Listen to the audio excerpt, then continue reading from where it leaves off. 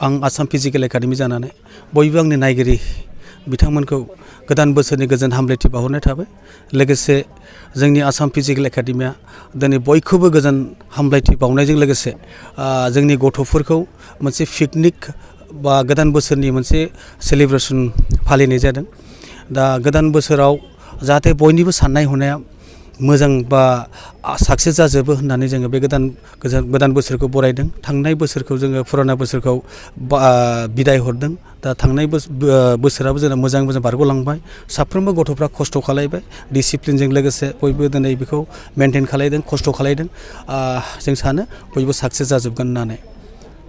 लोगोसे जोंनाव सार बिटिसिनि जमदुवार समस्थिनि मानगोनां उइलियाम नार्जारि सारा जोंनाव गथ'फोरजों पिकनिक सेलिब्रेसन खालायफैदों। जों वेलकाम खालायदों सारखौ।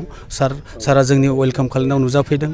फैनानै गथ'फोरखौ गोबां मोजां एडभाइस होनानै मोजां साजेसन होलांबाय। लोगोसे जोंनि एकाडेमिनि डेभेलपमेन्टनि थाखाय बा एकाडेमिनि लिभिं स्टेन्डार्डखौ बोरै आपग्रेड खालायगोन बेफोरनि थाखायबो गोबां खोथा बुंलांबाय। सारा जोंखौ मोनसे खोथा होलांबायदि फिउचाराव जोङो बे आसाम फिजिकेल एकाडेमिखौ मोजां आपग्रेडेसन खालायलांगोन, बिल्डिंफोरनि मोनसे सिन्था धारना खालायगोन, गथ'फोरा फैनानै थानो बा हस्टेलाव बेफोर स्टेन्डार्ड लेभेलखौ एसे आपग्रेड खालायगोन। लोगोसे हानिबो माखासे जायगा होगोन होननानै सारा जोंखौ मोनसे खोथा होलांबाय। दा सारनि खोथायाव जोंनि साननाय हनाय बा जोंनि गोसोआ जोबोद गोग्गानाय मोनदों आरो गुवारसिन जादों। आरो जोङो फिउचाराव मोजांनिफ्राय मोजांसिन मावलांगोन होनना जों दा एसे सिगां आं बुंखादों दे जोंना सारा बहुद खोथा बुंलांबाय। जेनेबा लिभिं जे गथ'फ्रा फैनानै थागोन, गोजाननिफ्राय फैबाय थानो थाखाय जोंनाव बिदि माखासे लिभिं स्टेन्डार्ड गैया। दा जोङो थाग थुग जोङो जेसेबां हायो जोंनिफ्राय जों मेनेज खालाय जोङो बानायगासिनो दङ।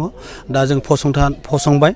दा सारमोननि अननायाव जेसेबां थाब हायो सारमोनहा जुदि अनना जोंनो माबा मोनसे हेल्प खालायोब्ला जों फिउचाराव मोजां खालायलांबाय थानो हागोन बा गथ'फोरखौ थानो थाखाय मोनसे स्टेन्डार्ड लेभेल एकमडेसनखौ जों बानायना होनो हागोन होनना जों आसा खालामो।